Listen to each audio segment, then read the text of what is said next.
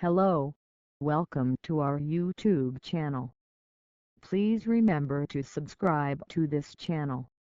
Please share the videos you watch on this channel.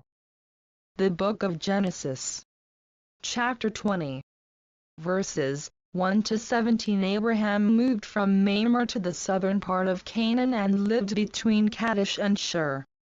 Later, while he was living in Gerar, he said that his wife Sarah was his sister. So King Abimelech of Gerar had Sarah brought to him.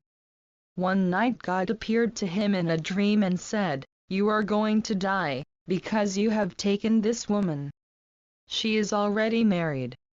But Abimelech had not come near her, and he said, "Lord, I am innocent. Would you destroy me and my people?" Abraham himself said that she was his sister, and she said the same thing. "I did this with a clear conscience, and I have done no wrong." God replied in the dream, "Yes, I know that you did it with a clear conscience.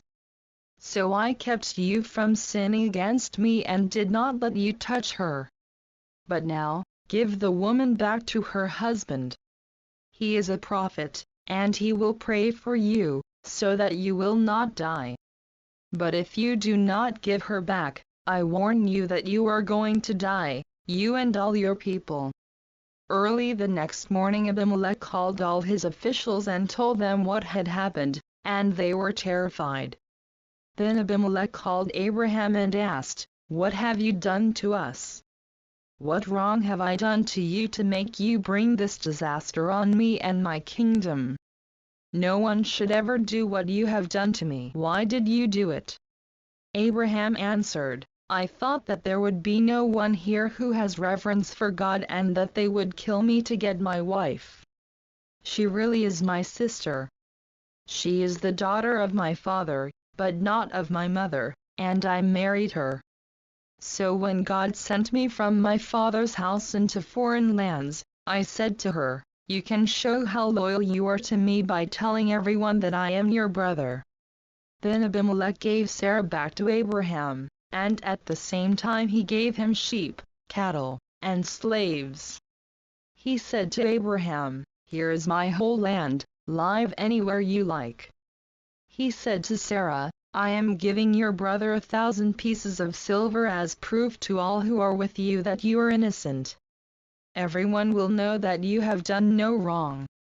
Because of what had happened to Sarah, Abraham's wife, the Lord had made it impossible for any woman in Abimelech's palace to have children.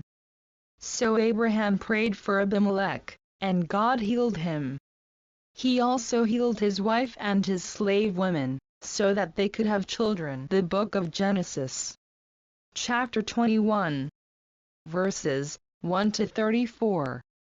The Lord blessed Sarah, as he had promised, and she became pregnant and bore a son to Abraham when he was old. The boy was born at the time God had said he would be born. Abraham named him Isaac, and when Isaac was 8 days old, Abraham circumcised him, as God had commanded. Abraham was 100 years old when Isaac was born.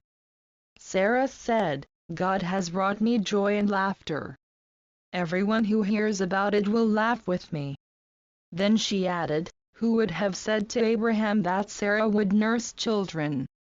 Yet I have borne him a son in his old age." The child grew, and on the day that he was weaned, Abraham gave a great feast. One day Ishmael, whom Hagar the Egyptian had borne to Abraham, was playing with Sarah's son Isaac. Sarah saw them and said to Abraham, "Send this slave and her son away. The son of this woman must not get any part of your wealth, which my son Isaac should inherit." This troubled Abraham very much, because Ishmael also was his son. But God said to Abraham, "Don't be worried about the boy and your slave Hagar. Do whatever Sarah tells you, because it is through Isaac that you will have the descendants I have promised. I will also give many children to the son of the slave woman, so that they will become a nation. He too is your son."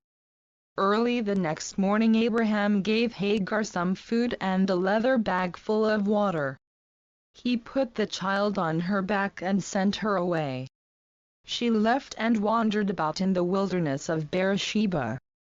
When the water was all gone, she left the child under a bush and sat down about 100 yards away. She said to herself, "I can't bear to see my child die." While she was sitting there, she began to cry. God heard the boy crying, and from heaven the angel of God spoke to Hagar, "What are you troubled about, Hagar? Don't be afraid. God has heard the boy crying. Get up, go and pick him up, and comfort him. I will make a great nation out of his descendants." Then God opened her eyes, and she saw well.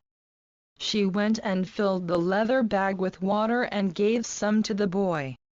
God was with the boy as he grew up. He lived in the wilderness of Paran and became a skillful hunter. His mother got an Egyptian wife for him. At that time Abimelech went with Phicol, the commander of his army, and said to Abraham, "God is with you in everything you do. So make a vow here in the presence of God that you will not deceive me, my children, or my descendants. I have been loyal to you, so promise that you will also be loyal to me and to this country in which you are living." Abraham said, "I promise." Abraham complained to Abimelech about a well which the servants of Abimelech had seized. Abimelech said, "I don't know who did this. You didn't tell me about it, and this is the first I have heard of it." Then Abraham gave some sheep and cattle to Abimelech, and the two of them made an agreement. Abraham separated 7 lambs from his flock, and Abimelech asked him, "Why did you do that?" Abraham answered, "Except these 7 lambs. By doing this, you admit that I am the one who dug this well." And so the place was called Beersheba, because it was there that the two of them made a vow. After they had made this agreement at Beersheba, Abimelech and Phicol went back to Philistia. Then Abraham planted a tamarisk tree in Beersheba and worshipped the Lord, the everlasting God. Abraham lived in Philistia for a long time. Thank you for watching the video. Please remember to subscribe to this channel.